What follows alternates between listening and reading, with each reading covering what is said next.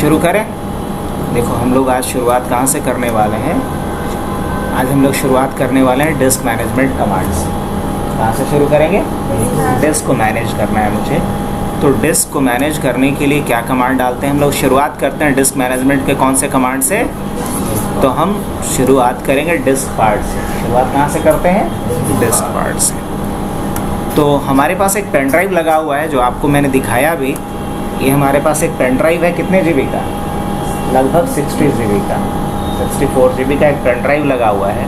But इसका size मुझे छोटा करना है। इसका साइज़ छोटा करके जो हमारे पास 64 GB का पेन ड्राइव लगा है, एक्चुअल में इसका साइज़ रिड्यूस करना है मुझे और इसका साइज़ छोटा करके कर देना है, मान लो 10 GB का, 10 GB का। किया जा सकता है? हाँ बिल्कुल किया जा सकता है। कैसे किया जा सकता है ज़रा इसको देख लेते हैं हम लोग। तो इसके लिए क्या लिखेंगे? Disc part.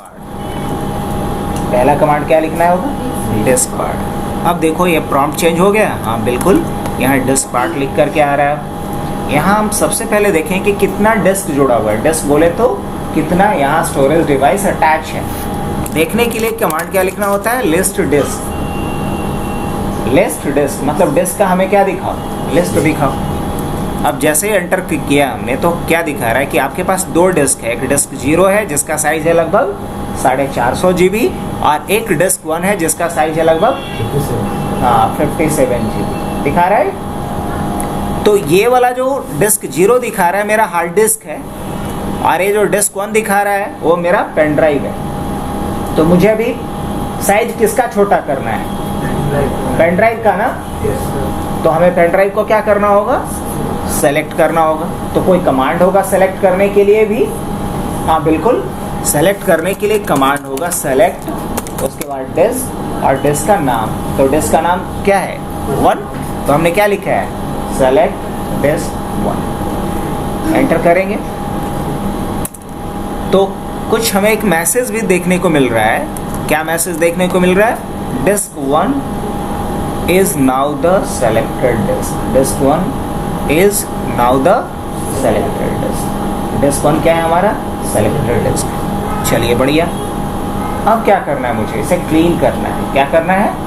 क्लीन करना है। क्लीन करेंगे तो ध्यान से देखना, इस पे नज़र रखना साथ में। जैसे ही कमांड चलाएंगे ये हट जाएगा, जो अभी इसका साइज वगैरह दिख रहा है ना, सब कुछ हट जाएगा। चलाऊं? तो यहाँ क्लीन कमांड चलाने के लिए मैंने क्या लिखा? क्लीन। क्या लिखा? क्लीन। और जैसे एंटर किया हमने, कुछ समझ में आया? यहाँ एक मैसेज मेरे को दिया, disk part succeeded in cleaning the disk. और जैसे ही इसने क्लीन किया इसका साइज दिखना बंद हो गया। अब मुझे इस पे एक पार्टीशन बनाना होगा। क्या करना होगा? एक पार्टीशन बनाना होगा। पार्टीशन समझते हो? अब जैसे मान लो कि हमने कहीं 1000 स्क्वायर फीट का एरिया लिया और वहाँ मुझे ऑफिस अपना नया डालना है। तो नया ऑफिस डालेंगे तो उसमें पार्टीशन करेंगे ना। ये काउंसलिंग एरिया रहेगा, ये वेटिंग एरिया रहेगा, ये क्लासरूम रहेगा, ये लैब रहेगा, बनाना पड़ेगा मुझे। तो जो हम लोग सेपरेशन करते हैं उसी को क्या बोलेंगे यहाँ? पार्टीशन। तो हम क्या करेंगे यहाँ? पार्टीशन बनाएंगे। तो पार्टीशन बनाने के लिए कुछ कमांड होगा। हाँ कमांड होता है क्रिएट पार्टीशन। अब जब पार्टीशन बनाएंगे तो कुछ नाम होगा उस पार्टीशन का। तो पार्टीशन जो हम बनाएंगे उस क्या होगा? प्राइमरी पार्टीशन होगा। किस तरह का पार्टीशन होगा? तो पार्टीशन का 3 नेचर होता है। प्राइमरी होता है, एक्सटेंडेड होता है और लॉजिकल होता है। क्या होता है? प्राइमरी होता है, एक्सटेंडेड होता है और लॉजिकल होता है। लेकिन आपको सिर्फ क्या पढ़ना है? प्राइमरी पढ़ना है, क्योंकि प्राइमरी में हर तरह का चीज़ आप रख सकते हो। तो हम लोग सबसे बढ़िया जो पार्टीशन है कौन सा है? प्राइमरी। तो यहाँ टाइप में क्या रखेंगे? प्राइमरी ले लेते हैं। तो क्रिएट पार्टीशन प्राइमरी। और क्या बोले थे कि हमको पार्टीशन पूरा 60 GB का नहीं बनाना है, मुझे कितने का बनाना है? 10 GB का बनाना है। तो बना सकते? हाँ बिल्कुल बना सकते। तो मुझे यहाँ लिखना पड़ेगा साइज इक्वल टू, और साइज डाल देंगे। अब बताओ, हमने पढ़ा है ना साइज MB में डालना होता है। साइज किस में डालना होता है? MB में, मेगाबाइट में। तो कितने मेगाबाइट का 1 GB होता है? कुछ ही दिन पहले पढ़ाए थे। 1024 MB का क्या होता है? 1 GB होता है। तो हम करेंगे क्या यहाँ पे? 10 से मल्टीप्लाई कर लो, मतलब 1024 इंटू 10 कर लेते हैं, 1024 इंटू 10, तो क्या हो जाएगा 1024 0 एक बिठा देंगे, यही ना हो जाएगा। और क्या कर दिया जाए उसके बाद एंटर। अब देखो एक पार्टीशन बन गया इतने साइज का, लेकिन अभी इस पे डेटा रखा जा सकता है? नहीं, इस पे डेटा अभी नहीं रखा जा सकता। इस पे अगर हमें डेटा रखना है तो क्या करेंगे, इस पे डेटा रखना है तो इसे हमें पहले फॉर्मेट करना पड़ेगा। क्या करना होगा? फॉर्मेट करना पड़ेगा। अब मान लो कोई बॉटल या कुछ भी अगर आप पॉट ही खरीदते हो तो जितना बड़ा पॉट खरीदा यूज़ करने से पहले उसको क्या करेंगे, क्लीन करते हैं ना, तो वही यहाँ पे फॉर्मेटिंग होता है। तो कैसे फॉर्मेट करेंगे, कोई कमांड होगा? हाँ, फॉर्मेट एफएस इक्वल टू क्या डालेंगे हम, जानबूझ करके FAT32 डालते हैं। क्या डालते हैं? FAT32। और उसके बाद लिख देते हैं क्विक। क्या लिख देते हैं? क्विक, मतलब जल्दी करो, और एंटर कर देते हैं। ये फॉर्मेट करना शुरू कर देगा। अब देखना है यहाँ साइज आने वाला है, कुछ ही देर में आ गया। क्या साइज दिखा रहा है? 9.98 GB। एक्चुअल में पेन ड्राइव है 64 GB का, लेकिन हमने इसको कितने का बना दिया है? 10। पेन ड्राइव कितने का है? 64 GB का, लेकिन देख कितने का रहा है अब, क्या यूज़ कितना हो पाएगा? 10 GB, क्योंकि हमने इसके साइज़ को क्या कर दिया है, छोटा कर दिया है, रिड्यूस कर दिया है। चलिए बढ़िया। अब इसके बाद हमने अब नेक्स्ट क्या करना है वो समझाता हूँ। इस पे हम कोई बड़ा सा फाइल अगर हम अभी ट्रांसफ़र करना चाहें तो होगा? नहीं। इसका देखो राइट क्लिक किया हमने, प्रॉपर्टीज़ पे जाके देखा तो फाइल सिस्टम इसका क्या है? फैट। और अगर फाइल सिस्टम फैट है तो देखो तो यहाँ सिक्योरिटी का कोई विकल्प आ रहा है? सिक्योरिटी का कोई ऑप्शन नहीं आ रहा है। पहला डिमेरिट और दूसरा डिमेरिट समझा रहे हैं। अगर मान लो इसमें हम कोई फाइल वाइल डालना चाहते हैं तो डाल सकते हैं अभी? हाँ, चलो आ जाओ। मैं क्या करता हूँ, आधे स्क्रीन पे इसको रखता हूँ, आधे स्क्रीन पे इसको मैंने खोल के रखा, और आधे स्क्रीन पे CCNA और OSISO इसको खोल के रखा। अब यहाँ से कोई छोटू सा फाइल भेजते हैं हम, जैसे ये वाला फाइल भेजते हैं, तो ये फाइल अगर हम यहाँ डालेंगे कॉपी होगा कि नहीं होगा? हाँ, बिल्कुल हो जाएगा। इस फाइल को यहाँ से खींच के हमने क्या किया, या राइट क्लिक करते हैं, थोड़ा लैग कर रहा है मशीन।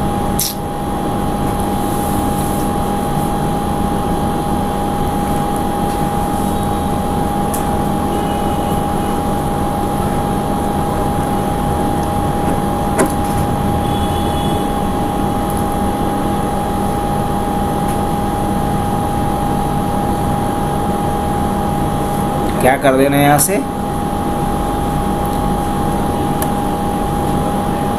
इसको यहाँ से खींचे और खींच करके यहाँ डाल दिए, कॉपी हो गया। ये छोटा फाइल था तो कॉपी हो गया। अब हम जानबूझ के कोई बड़ा फाइल कॉपी करते हैं जो 4 GB से बड़े साइज़ का। देखो इसका साइज़ क्या दिखा रहा है, 4.23। इसको जब कॉपी करेंगे तो देखना एक एरर आएगा, पढ़ो, the file this is too large for the destination file system. मतलब इसका साइज़ बहुत बड़ा है, इसलिए इसको कॉपी नहीं किया जा सकता है। अब ऐसा क्यों हो रहा है तो समझ लो एक बात, जब कोई पार्टीशन फैट हो तो उस पर मैक्सिमम 4 GB का ही सिंगल फाइल रखा जा सकता है, उससे बड़े साइज़ का फाइल कॉपी नहीं हो पाएगा। अगर 4 GB से कोई बड़ा फाइल आप रखना चाह रहे हो तो आपका जो पार्टीशन है उसका फाइल सिस्टम फैट नहीं होना चाहिए। क्या होना चाहिए? NTFS होना चाहिए। इसका फाइल सिस्टम क्या होना चाहिए? NTFS होना चाहिए, तब बड़ा फाइल आप रख सकते हो इसमें। तो क्या हम इसको बिना फॉर्मेट किए हुए इसका फाइल सिस्टम हम फैट से NTFS में बदल सकते हैं? तो हाँ, बदल सकते हैं। कैसे? तो इसके लिए भी कोई कमांड होगा। जी हाँ, तो यहाँ से हम पहले एग्जिट कर जाते हैं और इसको बदलने के लिए ऑलरेडी मैंने एक कमांड बताया था आपको, जिस कमांड का नाम है, अभी मैंने कौन सा कमांड यूज़ करना आपको बताया, डिस्क पार्ट। हाईलाइट कर दूँ, अब मैं बताता हूँ आपको कन्वर्ट कमांड का यूज़ करना। कन्वर्ट कमांड क्या करता है, ये फैट को NTFS में बदल देता है। फैट को किस में बदल देता है? अब ट्राई करते हैं। अब ये तो मैंने आपको अभी अभी दिखाया कि ये क्या है आपका, अभी फैट में है कि NTFS में है? फैट में है, और मैं इसी को किस में बदलना चाह रहा हूँ? NTFS में। तो इसके लिए हमें कमांड क्या लिखना पड़ेगा? कन्वर्ट। किसको कन्वर्ट करना है? तो D को। इसका ड्राइव लेटर क्या है? तो हम क्या लिखेंगे यहाँ पर? D। कन्वर्ट किसको करना है? जिसको भी कन्वर्ट करना है उसका नाम लिखेंगे। तो नाम यहाँ पे क्या दिख रहा है? D। अगर यहाँ पे K रहता तो हम क्या लिखते D के जगह पे? K। अब उसके बाद कन्वर्ट क्या करना है फाइल सिस्टम को? तो लिखेंगे /fs और कोलोन देके क्या लिखेंगे? NTFS।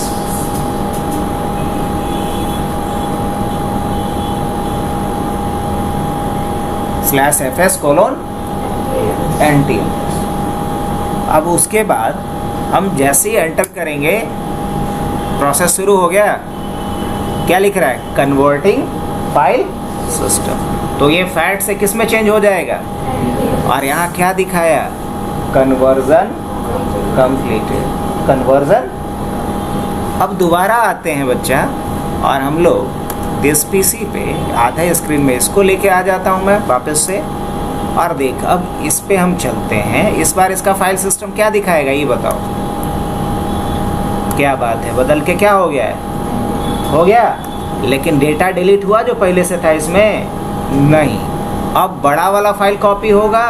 हाँ, अब बड़ा फाइल भी कॉपी हो जाएगा। करके देखें कैसे। इसको हमने क्या किया, यहाँ से ड्रैग किया और कहाँ छोड़ दिए? यहाँ ला करके छोड़ दिए ऐसे। अब बड़ा फाइल भी यहाँ कॉपी होने लगा। हाँ, होने लगा। इसको फिलहाल अब क्या कर देते हैं? क्लोज कर देते हैं, बिकॉज कॉपी करना हमारा रिक्वायरमेंट नहीं था, हमको बस समझाना था आप लोगों को। अब बताओ, फॉर्मेट वाला भी हो गया, क्योंकि यही कमांड डाले थे हम लोग फॉर्मेट करने के लिए। अब उसके बाद क्या है कि अभी इस पेन ड्राइव में हम कुछ डेटा रख पाएंगे कि नहीं रख पाएंगे? हाँ, रख पाएंगे। लेकिन क्या है कि हम इस पेन ड्राइव को रीड ओनली बना सकते हैं क्या? हाँ, बिल्कुल बना सकते हैं। अभी एक बात बताइए, आप यहाँ आते हैं, यहाँ आने के बाद आपको नया फाइल या कुछ बनाने का ऑप्शन दे रहा है कि नहीं दे रहा है? दे रहा है कि नहीं दे रहा है? हाँ, नया फाइल वगैरह बनाने दे रहा है, क्योंकि अब ये रीड ओनली नहीं है हमारा पेन ड्राइव। लेकिन कभी ऐसा हो जाए कि ये रीड ओनली हो जाए तो हम फाइल वाइल बना पाएंगे? नहीं बना पाएंगे। तो अभी खराब करने पहले सीख लें तो बनाना ठीक करना सीखेंगे। तो खराब करने के लिए फिर क्या लिखना होगा आपको? यहाँ लिखिएगा डिस्क पार्ट। क्या लिखिएगा? Disk part. और उसके बाद यहाँ पे लिखिएगा वही लिस्ट डिस्क। और उसके बाद क्या लिखिएगा? Select disk 1। अब इसको अगर रीड ओनली बनाना है तो हमने एक कमांड लिखा है, देखो वही कमांड आपको डाल देना है। तो क्या लिखना पड़ेगा? Attribute disk set read only. यही कमांड था ना? तो यहाँ पे हूबहू यही बात लिख देना है। Attribute, same command, attribute disk set READONLY। बस कमांड हो गया completed. Disk attribute set successfully. अब ये पेन ड्राइव क्या करते हैं, हम एक बार निकालते हैं और दोबारा क्या करते हैं? लगा देते हैं जी। चलिए पेन ड्राइव लगा दिए। अब पेन ड्राइव लगाने के बाद मैंने ये पेन ड्राइव दोबारा क्या किया? कनेक्ट कर दिया।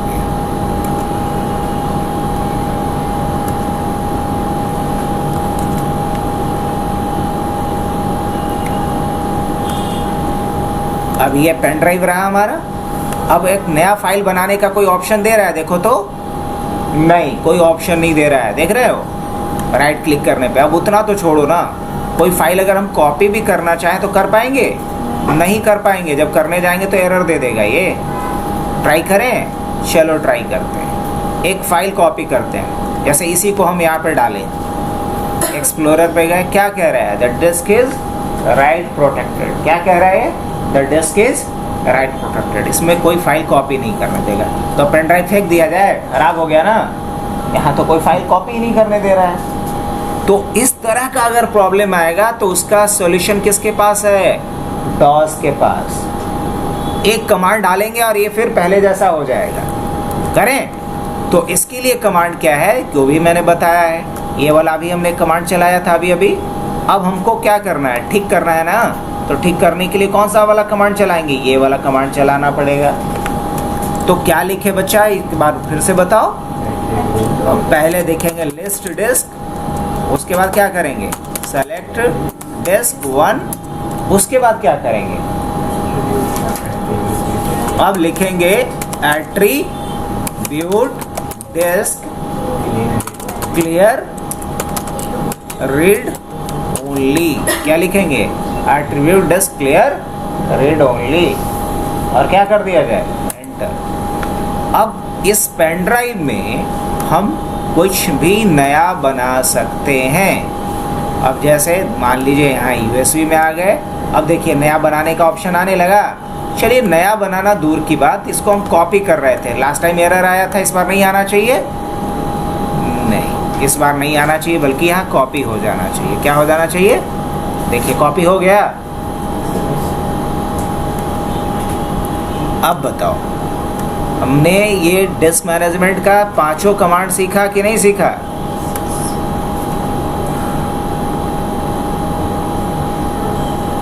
ये बहुत काम का है, ट्रैवल शूटिंग में बहुत इंपॉर्टेंट है। अब बढ़ते हैं हम आगे थोड़ा सा, तो यहाँ से बाहर निकल जाएं, डिस्क मैनेजमेंट तो अब नहीं करना है, तो एग्जिट करके डिस्क पार्ट से बाहर आ जाते हैं, क्लियर स्क्रीन कर लेते हैं। अब मुझे सीखना क्या है, नेटवर्क मैनेजमेंट कमांड। इसमें पहला कमांड क्या है, मुझे चेक करना है हमारे सिस्टम का IP क्या है, हमारा लैपटॉप का क्या IP है। अब इसका ज़रूरत क्यों पड़ेगा, मान लो अभी तुम दोनों में किसी के पास लैपटॉप होता और तुम्हारे लैपटॉप पे मुझे कुछ अपने लैपटॉप से बैठे बैठे बताना होता, तो तुम दोनों में किसी एक का लैपटॉप हमें यहाँ से क्या करना पड़ता, एक्सेस करना पड़ता।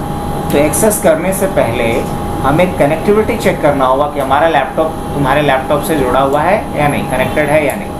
तो कनेक्टिविटी को चेक करने के लिए जो कमांड लिखते हैं उसी का नाम क्या है, ipconfig। कनेक्टिविटी समझते हो ना, तो कनेक्टिविटी चेक करने के लिए कमांड जो लिखते हैं वो है पिंग, लेकिन कनेक्टिविटी के लिए हमको आपका क्या पता होना चाहिए, IP। अब जैसे किसी का नाम नहीं पता, मुझे इसका नाम नहीं पता, तो इसको क्या बोलना पड़ेगा, कॉल कर पाएंगे हम, बुला पाएंगे इसको, नहीं, क्या बोलेंगे, सुनो, नहीं। अगर मुझे किसी का नाम पता हो, I mean एड्रेस पता हो, तो उसे हम क्या कर सकते हैं, कॉल कर सकते हैं। एग्जैक्टली तो हमें अपने डिवाइस का IP पता करना है, तो कोई कमांड होगा, हाँ है, इसके लिए लिखना पड़ता है ipconfig। हमने जैसे ही एंटर करा तो हमारे डिवाइस का IP हमको क्या दिखा रहा है, हमारे डिवाइस का IP क्या है, 192.168.1.19। हमारे डिवाइस का IP क्या है, 1.19 कह सकते हैं, हाँ बिल्कुल। आगे बढ़ा जाए तो हम इसको कलर कर दें, लेकिन तुम लोग इसको प्रैक्टिस ज़रूर करना बच्चा, मैं बार बार बोल रहा हूँ, प्रैक्टिस करोगे तो याद रहेगा, और नहीं तो वीडियो एक तरफ मोबाइल पे प्ले कर दो और साथ में लैब करो, और अगर वो कमांड रन कर गया तो उसको कॉपी पे लिख लो, गारंटी है नहीं भूलोगे।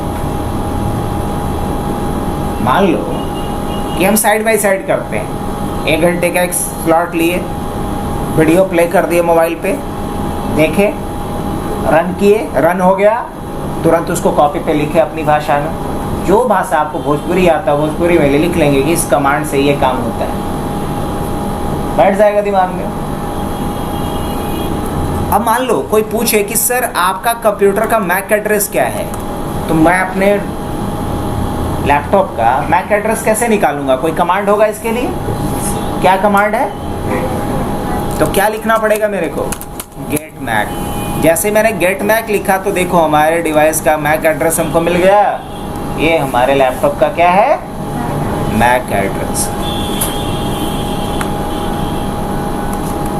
तो इसको भी हाईलाइट कर दूं मैं, क्या बोलते हो, क्योंकि ये भी हमने एक कमांड चला के देख लिया।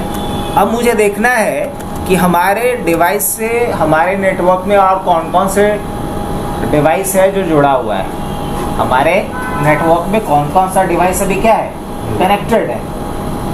समझ में आ रहा है, कैसे देखेंगे, कोई कमांड होगा इसके लिए? हाँ है ना, उसके लिए हम -a कमांड डालेंगे। क्या डालेंगे? -a। तो जितने भी डिवाइसेस कनेक्टेड होंगे उन सब का यहाँ पे क्या आ जाएगा? लिस्ट आ जाएगा। क्या आ जाएगा? लिस्ट आ जाएगा कि कौन कौन सा डिवाइस हमारे डिवाइस से हमारे नेटवर्क में जुड़ा हुआ है, कनेक्टेड। तो ये भी बड़ा काम का कमांड है जब आप नेटवर्क में काम कर रहे होगे। तो जैसे नहीं होता है कई बार कि ऑफिस वाले वाईफाई से कई लोग कनेक्टेड हैं, अब कुछ इंपॉर्टेंट काम कर रहे हैं, बड़ा स्लो हो रहा है, तो उस समय दिमाग में पहला सवाल आता है कौन कौन जुड़ा है, देखते हैं, आता है ना। तो अगर हमें देखना है कि कौन कौन लोग जुड़े हुए हैं तो हम किससे देख सकते हैं? और भी बहुत सारे तरीके हैं, लेकिन एक छोटा सा कमांड है जिससे आप देख सकते हैं। बढ़ा जाए आगे। अब अगर हमें देखना है कि हमारा लैपटॉप इंटरनेट से जुड़ा है कि नहीं, तो क्या लिखेंगे? पिंग और उसके बाद 192 या फिर 8.8.8.8। अगर रिप्लाई आ गया तो समझेंगे कि इंटरनेट से जुड़ा हुआ है। अब मान लो हम लिखते हैं पिंग और लिखते हैं google.com, अगर रिप्लाई आ गया तो समझ लें कि गूगल से जुड़ा हुआ है। क्या? अब अगर मान लो हम पिंग लिखते हैं HUBNETTCH.net, तो हमें हबनेट से रिप्लाई आ रहा है, और इवन हबनेट का IP भी हमें बता दिया। मुझे हबनेट का IP नहीं पता था, इसने IP भी बता दिया कि हमारे हबनेट का IP क्या है। तो बताओ, पिंग का काम समझ में आया? अब मान लो कि उसका लैपटॉप है, लड़के का, रोहित का, हबनेट से जुड़ा हुआ है जी बच्चा। हाँ, अरे सब्सक्राइब नहीं मतलब वाईफाई से जुड़े हुए हो नहीं, तो हबनेट वाला से अगर जुड़े रहते तो तुम्हारा IP पूछते और हम चेक करते कि तुम्हारा लैपटॉप या तुम लोग में किसी का मोबाइल है जुड़ा हुआ या सिंपल से है, तो IP देख के बताओ। IP देखना आता है मोबाइल में ना?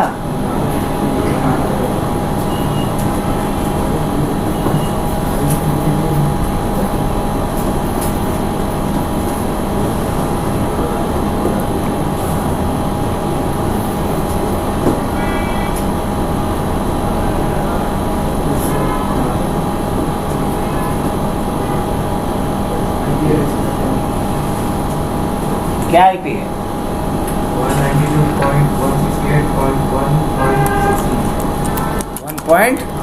192.168.1.16। देखो रिप्लाई आ रहा है, तो हमारा लैपटॉप और उसका मोबाइल आपस में है जुड़ा हुआ। अगर हम ARP-A करके देखेंगे तो देखना उसका लिस्ट में नाम आएगा कहीं 16 आ गया, और उसका मैक एड्रेस, उसका डिवाइस का मैक एड्रेस ये है B24C, ये भी है ना? ये नहीं, अभी उतना अंडरस्टैंडिंग ऐसे लग रहा होगा कि क्या ही हम लोग देख रहे हैं काला अक्षर भैंस बराबर, लेकिन जब हम लोग पढ़ेंगे आगे समझ में आएगा। तो ये बहुत इंपॉर्टेंट चीज़ आप लोग सीख रहे हैं। सर उसको ब्लॉक कर सकते हैं? हाँ हाँ, सब कर सकते हैं। ये तो एक स्टेप आगे ही बढ़।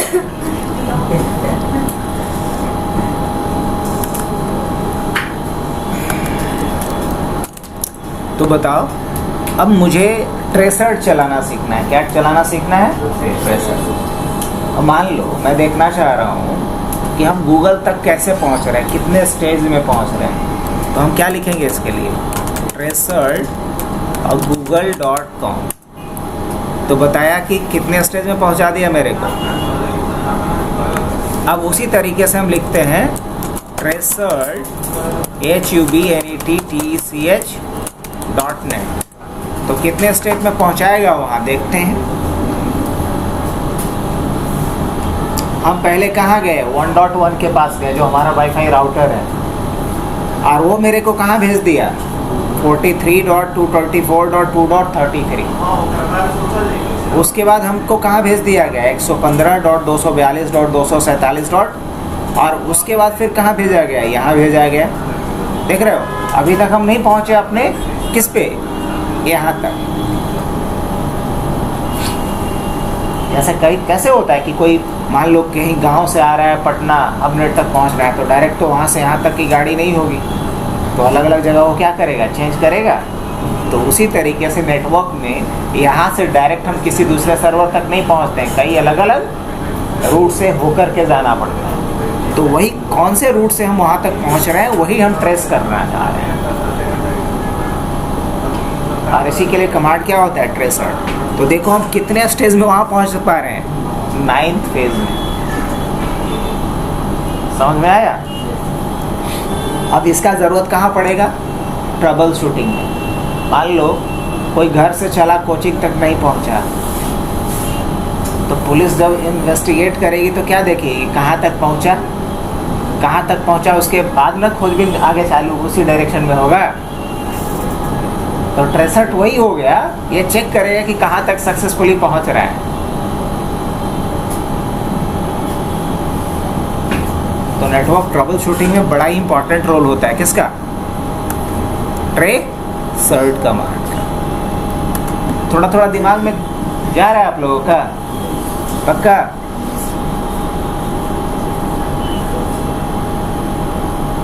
निशा तुम दोनों दोस्त को कुछ समझ रही है। ये तो बोली थी सब कमांड याद कर लेंगे, कमांड सब याद रखोगे तो अच्छा रहेगा। अब इसके बाद क्या था, सिस्टम मैनेजमेंट कमांड्स। क्या था, सिस्टम मैनेजमेंट कमांड। तो सिस्टम मैनेजमेंट कमांड भी चलो बता देता हूँ मैं, और रिकॉर्ड भी वही रहा, एक बार देख करके कीजिएगा आप लोग। अगर इतना डॉस याद रख लोगे तो गारंटी है कि आगे हैकिंग तक आप लोगों को डॉस को लेकर के कोई प्रॉब्लम नहीं हो। सारा ऑलमोस्ट इम्पॉर्टेंट कमांड्स मैंने इसमें कवर कर लिया है, और कितने अच्छे से नोट्स भी तैयार है, और साथ में इसका वीडियो भी है। तो अब इससे ज़्यादा क्या किया जा सकता है, तथास्तु नहीं, वो ज़माना नहीं रहा ना ऐसे ट्रांसफ़र कर देंगे हम अपने माइंड से आपके माइंड। चलिए, तो सिस्टम मैनेजमेंट कमांड्स में पहला कमांड क्या है, SLMGR/XPR। इसका क्या यूज़ है लिखा हुआ। अब जैसे कोई सपोज मान लो रिया एक नया लैपटॉप ली और इसको शॉपकीपर बोला आप में जेन्युइन विंडोज़ दे रहे हैं, विंडोज़ एक्टिवेट कर दिए हैं, 6000 का तो खाली विंडोज़ दे रहे हैं आप डिस्काउंट के लिए। जैसे ही बोली तो बोला वो क्या 6000 का आपका सिर्फ विंडोज़ दे रहे हैं, क्यों, तो आपका ओरिजिनल विंडोज़ है। अभी चेक करना चाहेगी कि सही में ओरिजिनल विंडो है या नहीं, कैसे चेक करेगी, कोई तरीका। तो ये डॉस खोलेगी और डॉस पे जाके एक कमांड डालेगी और इसको सही में दिखा देगा कि ये ओरिजिनल है या नहीं। तो कमांड आएगा तब ना, नहीं तो इसको कोई बेवकूफ़ बना देगा जो शॉपकीपर है। तो क्या लिखेगी बताओ, SLMGR/XPR। ये क्या बताएगा कि विंडोज़ ओरिजिनल है या नहीं। पढ़ो तो, इतनी तो अंग्रेजी सबकी अच्छी है, दिख नहीं रहा है तो तुम इतना पीछे का बैठा, कोई किसी का जगह नहीं लेता, तो इधर बैठ जाता। देखो यहाँ से हम पढ़ के सुना देते। सेकेंड लाइन में लिखा है the machine is permanently activated, है लिखा हुआ the machine is permanently activated. अच्छा, क्रिस को नहीं दिख रहा है, अब चंदन आपको दिख रहा है जी, पढ़ पा रहे हैं आप। तुमको शक है तो बोलो, पहला लाइन पढ़ के वो सुना देंगे। ऐसे तुम्हारे बगल में तुम पढ़ के सुनाओ तो फर्स्ट लाइन क्या लिखा हुआ है।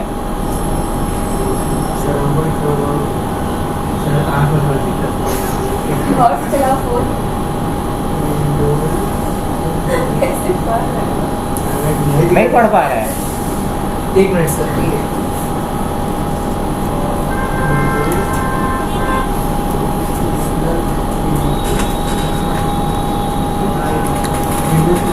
चलो, तो इससे ये पता चल गया। अच्छा छोड़ो ना, वो तो टेक्नोलॉजी का सहारा बाद में लेना। थोड़ा बहुत सर आप विंडोज प्रोफेशनल एडिशन से आपसे पढ़ते हैं, विंडोज पढ़ने में आया सर, प्रोफेशनल एडिशन। अब मान लो विंडोज़ का वर्जन हमें चेक करना है, विंडोज़ का क्या चेक करना है, वर्जन चेक करना है। तो कोई कमांड होगा इसके लिए, कौन सा कमांड है, VR। क्या कमांड है, VR। तो क्या बता रहा है ये, माइक्रोसॉफ्ट विंडोज़ और वर्जन क्या दिखा रहा होगा, यहाँ पे गौर करो, विंडोज़ 10 है, विंडोज़ 10। इसके लिए एक कमांड और बताए थे ना, WinVer है भी लिख सकते हो। तो क्या बताएगा? विंडोज़ 10 है आपका, क्या है? विंडोज़ 10 है। तो WinVer भी यूज़ कर सकते हो, VAR भी यूज़ कर सकते हो। तो बताओ ये दोनों को हाईलाइट कर दिया जाए,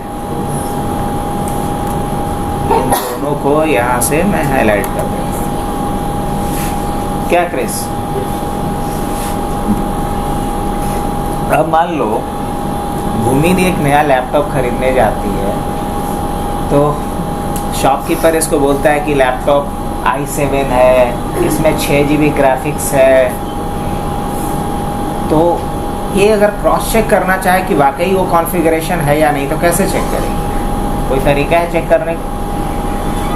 जो शॉपकीपर बोल के दे रहा है वो कॉन्फ़िगरेशन है भी या नहीं, ये कैसे चेक करेंगे?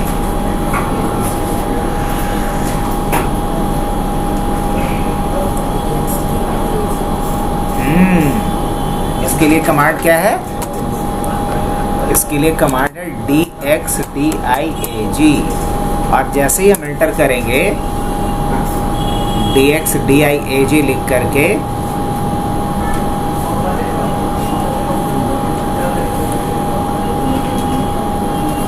कुछ खुला।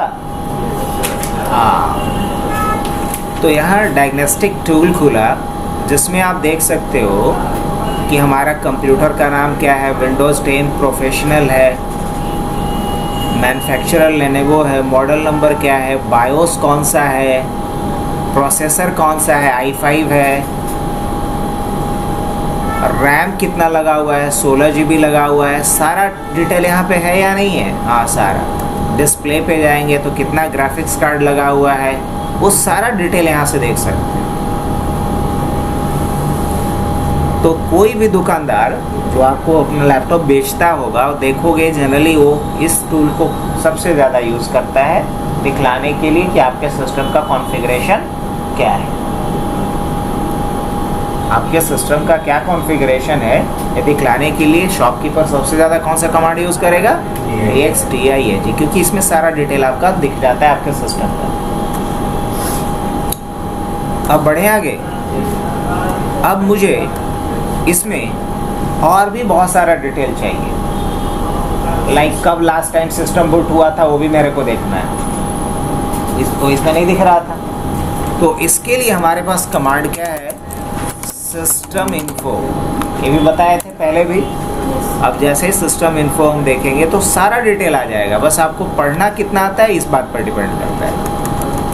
क्या IP है वगैरह सब दिख जाएगा, क्या रैम है, क्या प्रोसेसर कौन सा है, सारा डिटेल है। और हमारा सिस्टम कब स्टार्ट हुआ था, आज के डेट में हम 11:41 पे ऑन किए। ये सारा डिटेल आप निकाल सकते हैं किसके थ्रू? सिस्टम इन्फो के थ्रू। अब हम नेक्स्ट क्या करते हैं? मान लो कि हमारा सिस्टम बहुत स्लो काम कर रहा है, बार बार हैंग कर रहा है, हो सकता है इसमें वायरस लगा हो, कोई हार्मफुल फाइल है जो बार बार सिस्टम को क्या कर रहा है? स्लो कर रहा है। तो अगर मुझे वायरस स्कैन करना हो या कोई थ्रेड्स को स्कैन करना हो, तो इसके लिए एक टूल दिया हुआ है जिसका नाम क्या है? MRT। क्या नाम है टूल का? कैसे MRT को रन करेंगे? तो क्या लिखेंगे यहाँ पे? MRT। क्या लिखेंगे? MRT, और क्या करते हैं? एंटर। जैसे ही MRT लिख करके एंटर करेंगे, देखना यहाँ पे एक स्कैनिंग टूल ओपन होगा। हो गया? अब इस स्कैनिंग टूल के थ्रू आप अपने सिस्टम को स्कैन कर सकते हैं कि आपके सिस्टम में कोई वायरस तो नहीं लगा है। अब उसके बाद हम नेक्स्ट करते हैं।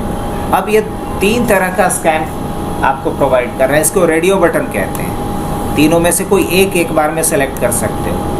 क्विक मतलब तुरंत ही स्कैन करेगा, फास्ट स्कैन करेगा, और फुल थोड़ा समय लेके करेगा, 10-12 घंटा समय लेगा। और कस्टम में आप बता सकते हो कि किस पार्ट को स्कैन करना है।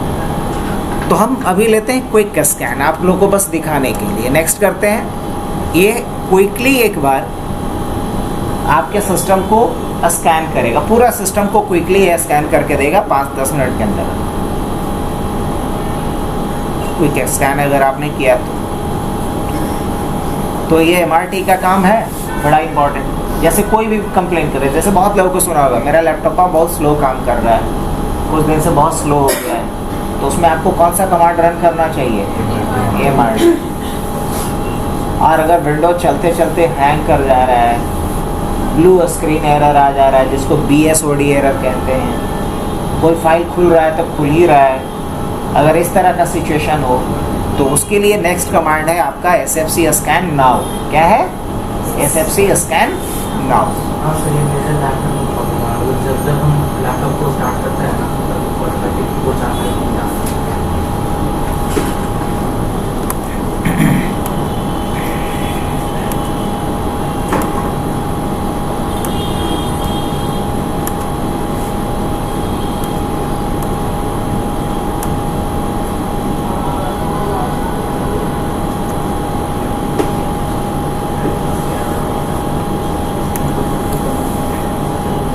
ये चलेगा भी थोड़ी देर, चलने देते हैं 5-10 मिनट, तब तक SFC स्कैन नाउ चलाना सीख लें। आइए, SFC space SCANNOW scan now. ये क्या कह रहा है? स्कैन करना शुरू करेगा, लेकिन ये क्या कह रहा है? This process will take some time. ठीक है, कोई बात नहीं। अब दो तरह का स्कैनिंग चल रहा है, देख रहे हो? एक तरफ हमारा OS को स्कैन हो रहा है, एक तरफ हमारा वायरस स्कैनिंग चल रहा है, थ्रेड्स स्कैनिंग। ये दोनों कमांड चला दो तो समझ लो कि आपका सिस्टम पहले के मुकाबले बेहतर काम करने लगेगा, फास्ट काम करने लगेगा।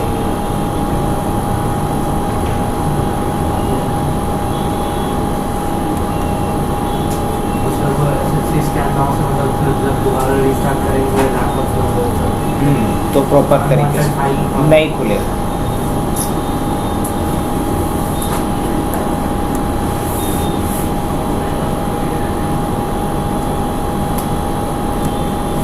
चलो, अब क्या बचा हुआ है? यूज़र मैनेजमेंट, यही ना? तो यूज़र मैनेजमेंट वाला भी काम कर लिया जाए। तो दोबारा एक CMD खोलना पड़ेगा जी। रन कंट्रोल से प्रिंटर रिकॉर्ड कर ही रहे हैं तो इसको बता ही देते हैं, आज ख़त्म हो जाएगा। उसके बाद आप लोग प्रैक्टिस करना, मंडे से हम लोग कुछ अलग चीज़ सीखेंगे। इसको मैं चलने देता हूँ एज इट इज़ बैकग्राउंड में, और यहाँ हम एडजस्ट करके बाकी कमांड बता देते हैं। तो अभी हम लोग यूज़र मैनेजमेंट सीखने वाले हैं। क्या सीखने वाले हैं? अब यूज़र मैनेजमेंट में सबसे पहला काम क्या है? मुझे देखना है कि मेरे सिस्टम पे कितना यूज़र अकाउंट बना हुआ है। तो इसके लिए कमांड क्या लिखेंगे? Net user. तो दिखा कि एक तो एडमिनिस्ट्रेटर है, एक AKM है, एक अमन है, एक राहुल है, एक टैली है, गेस्ट है, ये सारा यूज़र अकाउंट बना हुआ है। तो पहला कमांड हमने चलाया ये वाला। इससे क्या किया? हमने देखा कि कितना यूज़र अकाउंट बना हुआ है। अब मुझे क्या करना है? किसी खास यूज़र के बारे में पूरा डिटेल देखना है। अब जैसे मुझे AKM के बारे में पूरा डिटेल देखना है, तो हम क्या लिखेंगे? Net user AKM। जैसे ही हमने लिखा नेट यूज़र AKM, तो यूज़र नेम AKM है, फुल नेम AKM है, और अकाउंट क्या है? ये एक्टिव है। अकाउंट एक्सपायर क्या होगा? कभी नहीं होगा। लास्ट AKM का पासवर्ड कब बदला गया है? कब? 15 जनवरी 2025 को, मतलब 1 साल से पासवर्डों नहीं बदला गया है। 1 साल से ज़्यादा ही हो गया, नहीं? अब पासवर्ड कब बदले थे? इतने बजे। तो कितना काम का है? अगर ऑफिस में कोई बिना बताए हुए पासवर्ड बदल देगा तो उसको हम पकड़ सकते हैं कि नहीं? इस तरीके से सारा डिटेल यहाँ मिल रहा है। पासवर्ड एक्सपायर कब होगा, पासवर्ड कब चेंज होना है, पासवर्ड रिक्वायर्ड होगा कि नहीं होगा, यूज़र अपना पासवर्ड बदल सकता है कि नहीं बदल सकता है, और एक कब लास्ट टाइम लॉगिन किए हम? 5:30 पे, जब उसको उसके लैपटॉप पे बताएं उसके बाद दोबारा लॉगिन किए थे, तो लास्ट कब लॉगिन किए हैं इस यूज़र अकाउंट से वो भी दिखा रहा है। अब उसी तरीके से मुझे देखना है कि अमन के बारे में, तो हम नेट यूज़र क्या लिखेंगे? अमन। तो ये बताएगा कि अमन नाम का यूज़र अकाउंट कब बना था, पासवर्ड लास्ट कब सेट किए हैं, वो सारा डिटेल है यहाँ पे। तो किसी एक यूज़र के बारे में अगर कोई डिटेल देखना है तो उसके लिए कौन सा कमांड था? ये वाला। अब क्या करना है, मुझे कोई नया यूज़र अकाउंट बनाना है। मान लो हम निशा के नाम से एक नया अकाउंट बनाना चाहते हैं, कैसे बनाएंगे? क्या लिखना पड़ेगा?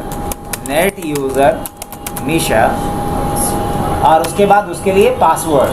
तो पासवर्ड abc@12345 स्पेस देके स्लैश ऐड, यही था ना। तो बस बदल क्या सकते हो आप लोग, दो चीज़। एक तो नाम निशा है, इसके जगह पे आप कोई और नाम डालो जिसके लिए अकाउंट बना रहे हो, और जो पासवर्ड डालना है वो डालो, बाकी सब कुछ सेम रहने वाला है। अब जैसे ही हम एंटर करेंगे अकाउंट बन जाएगा। देखो द कमांड कंप्लीटेड सक्सेसफुली। अब अगर मैं क्या करता हूँ, नेट यूज़र लिखता हूँ, तो देखो तो लिस्ट में निशा यहाँ पे दिखाई दे रहा है। हाँ, निशा दिखाई दे, क्योंकि अकाउंट बन गया है। अब मुझे एक नया अगर अकाउंट बनाना था तो मैंने ये काम कर लिया। ओए, अब मुझे क्या करना है,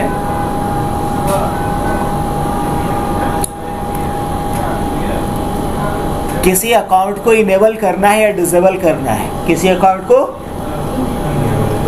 इनेबल या डिसेबल करना है। तो अकाउंट को इनेबल करने के लिए क्या करना पड़ेगा? अभी जैसे देखो यहाँ जाओ, बता रहे हैं इनेबल है या नहीं, डिसेबल है। अगर मान लो देखना है कि निशा का अकाउंट इनेबल है कि डिसेबल है, तो क्या लिखेंगे? नेट यूज़र निशा। और स्टेटस क्या दिखा रहा है, इनेबल्ड क्या दिखा रहा है, ये बताओ।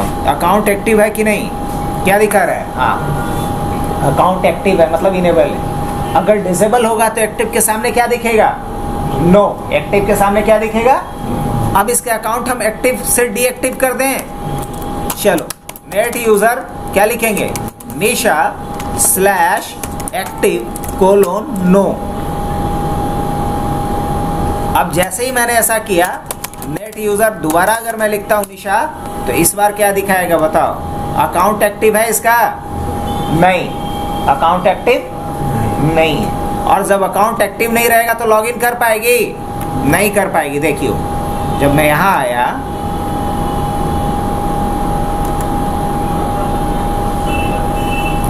यहाँ बहुत सारा अकाउंट जो बाकी होगा वो दिखेगा। जैसे अमन दिख रहा है, गेस्ट दिख रहा है, राहुल दिख रहा है, निशा, ये टैली दिख रहा है, बट निशा नहीं दिख रहा है यहाँ पे।